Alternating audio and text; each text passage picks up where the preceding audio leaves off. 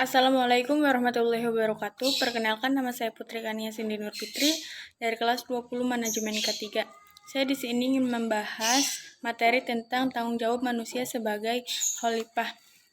Tanggung jawab manusia sebagai hamba dan khalifah Allah.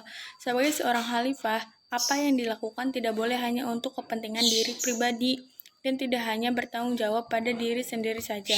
Oleh karena itu, semua yang dilakukan harus untuk kebersamaan sesama umat manusia dan hamba Allah, serta pertanggungjawabannya pada 3 instansi, yaitu pertanggungjawaban pada diri sendiri, pertanggungjawaban pada masyarakat, dan pertanggungjawaban pada Allah. Tanggung jawab manusia sebagai hamba Allah. Makna yang esensial dari kata atau hamba adalah ketaatan, ketundukan, dan kepatuhan. Ketaatan, ketundukan, dan kepatuhan hanya layak diberikan kepada Allah, yang dicerminkan dalam ketaatan, kepatuhan, dan ketundukan pada kebenaran dan keadilan. Sebagai hamba, tugas utama manusia adalah mengabdi atau beribadah kepada Sang Kholik, menaati perintahnya dan menjauhi segala larangannya.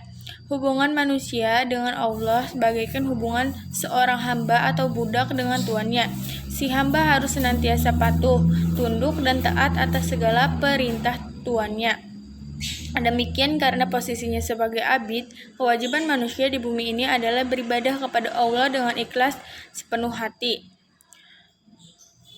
Seperti tanggung jawab Abdullah terhadap dirinya adalah memelihara iman yang dimiliki dan bersifat fluktuatif atau naik turun, yang dalam istilah hadis Nabi dikatakan yajidu wayanakushu, atau terkadang bertambah atau menguat dan terkadang berkurang atau melemah. Seorang hamba Allah juga mempunyai tanggung jawab terhadap keluarga. Tanggung jawab terhadap keluarga merupakan lanjutan dari tanggung jawab terhadap diri sendiri, karena memelihara diri sendiri berkaitan dengan perintah memelihara iman keluarga.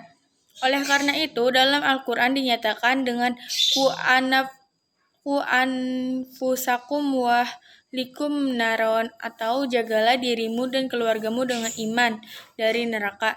Tanggung jawab manusia sebagai khalifah Allah. Sebagai makhluk Allah, manusia mendapat amanat yang harus dipertanggungjawabkan di hadapannya. Tugas hidup yang dipikul manusia di muka bumi adalah tugas kekhalifahan, yaitu tugas kepemimpinan. Wakil Allah di muka bumi untuk mengelola dan memelihara alam. Khalifah berarti wakil atau pengganti yang memegang kekuasaan. Manusia menjadi khalifah berarti manusia memperoleh mandat Tuhan untuk mewujudkan kemakmuran di muka bumi. Kekuasaan yang diberikan kepada manusia bersifat kreatif, yang memungkinkan dirinya mengolah dan mendayagunakan apa yang ada di muka bumi untuk kepentingan hidupnya sesuai dengan ketentuan yang ditetapkan oleh Allah. Kekuasaan manusia sebagai khalifah Allah dibatasi oleh ketentuan-ketentuan yang telah digariskan oleh yang diwakilinya, yaitu hukum-hukum Tuhan, baik yang tertulis dalam kitab suci maupun yang tersirat dalam kandungan pada setiap gejala alam semesta. Seorang wakil yang melanggar batas ketentuan yang diwakili adalah wakil yang mengingkari kedudukan dan perannya serta mengkhianati kepercayaan yang diwakilinya. Oleh karena itu, dia diminta pertanggungjawaban terhadap pengguna kewenangan di hadapan yang diwakilinya, sebagaimana firman Allah dalam surat Al-Fatir ayat 39. Artinya, dialah yang menjadikan kamu khalifah-khalifah di muka bumi. Barang siapa yang kafir, maka akibat kekafirannya menimpa dirinya sendiri. Dan kekafiran orang-orang yang kafir itu tidak lain hanyalah akan menambah kemurkaan pada sisi Tuhannya.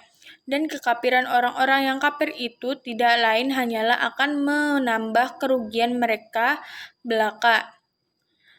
Ketika memerankan fungsinya sebagai khalifah Allah di muka bumi, ada 2 peran penting yang diamanahkan dan dilaksanakan manusia sampai hari kiamat. Yang pertama, memakmurkan bumi, al-imroh, yakni dengan mengeksploitasi alam dengan sebaik-baiknya, dengan adil dan merata, dengan tetap menjaga kekayaan agar tidak punah, supaya generasi berikutnya dapat melanjutkan eksploitasi itu. Yang kedua, memelihara bumi dari upaya-upaya perusakan yang datang dari pihak manapun.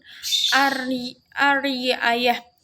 Memelihara bumi dalam arti luas, termasuk juga memelihara akidah dan akhlak manusianya sebagai SDM, sumber daya manusia. Memelihara dari kebiasaan jahiliyah, yaitu merusak dan menghancurkan alam demi kepentingan sesaat, karena sumber daya manusia yang rusak akan sangat potensial merusak alam. Oleh karena itu, hal semacam itu perlu dihindari. Dua peranan yang dipegang manusia di muka bumi sebagai khalifah dan abdun merupakan keterpaduan tugas dan tanggung jawab yang melahirkan dinamika hidup yang syarat dengan kreativitas dan amaliyah yang selalu berpihak pada nilai-nilai kebenaran. Dua sisi tugas dan tanggung jawab ini tertata dalam diri setiap muslim sedemikian rupa. Apabila terjadi ketidakseimbangan, maka akan lahir sifat-sifat tertentu yang menyebabkan derajat manusia meluncur jatuh ke tingkat yang paling rendah. Dari manakah asal mula manusia berdasarkan Al-Quran?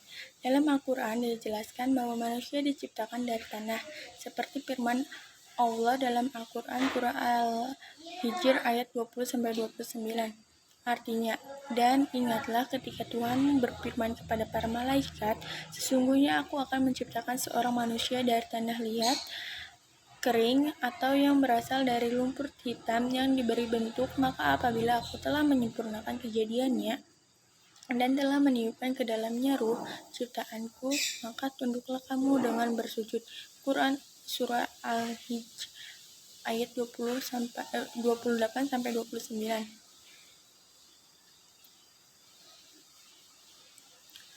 Tujuan penciptaan manusia. Dalam Quran Surat Asy-Syad ayat 27, Allah berfirman, yang artinya, dan kami tidak menciptakan langit dan bumi dan apa yang ada di antara keduanya tanpa hikmah. Yang demikian itu adalah anggapan orang-orang kafir, maka celakalah orang-orang kafir itu, karena mereka akan masuk neraka. Dari ayat tersebut tersurat bahwa Allah menciptakan segala sesuatu tidak sia-sia, termasuk juga penciptaan manusia. Manusia diciptakan untuk satu tujuan utama, yaitu beribadah kepada Allah. Hal ini diterangkan dalam Quran Surat Al-Jariyat ayat 56 yang berbunyi, artinya, aku tidak menciptakan jin dan manusia melainkan agar mereka beribadah kepadaku. Ayat di atas jelas menyebutkan tujuan diciptakan manusia adalah untuk beribadah, hanya menyembah Allah semata.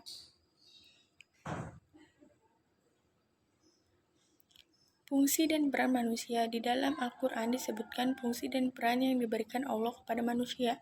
Yang pertama yaitu menjadi abdi Allah. Secara sederhana, hal ini berarti hanya bersedia mengabdi kepada Allah dan tidak mau mengabdi kepada selain Allah. Yang kedua, menjadi saksi Allah. Sebelum lahir ke dunia ini, manusia bersaksi kepada Allah bahwa hanya Dialah Tuhannya. Yang ketiga, menjadi khalifah Allah, yaitu perwakilan Allah untuk berbuat sesuai dengan misi yang telah ditentukan Allah sebelum manusia dilahirkan, yaitu untuk memakmurkan bumi. Khalifah yang dimaksud Allah bukanlah suatu jabatan sebagai raja atau presiden, tetapi yang dimaksud sebagai khalifah di sini adalah seorang pemimpin Islam yang mampu memakmurkan alam dengan syariah yang telah diajarkan Rasulullah kepada umat manusia. Dengan berpedoman pada Quran Surat Al-Baqarah ayat 30-36, maka status dasar manusia adalah sebagai khalifah atau makhluk penerus ajaran Allah. Tanggung jawab manusia sebagai hamba dan khalifah Allah Subhanahu wa taala. Tanggung jawab manusia sebagai hamba Allah. Makna yang esensial dari kata ab atau hamba adalah ketaatan, ketundukan, dan kepatuhan. Ketaatan, ketundukan, dan kepatuhan hanya layak diberikan kepada Allah, yang dicerminkan dalam ketaatan, kepatuhan, dan ketundukan pada kebenaran dan keadilan. Sebagai hamba, tugas utama manusia adalah mengabdi atau beribadah kepada Sang Khalik, menaati perintahnya dan menjauhi semua larangannya. Tanggung jawab manusia sebagai khalifah Allah. Tanggung jawab manusia sebagai hamba Allah.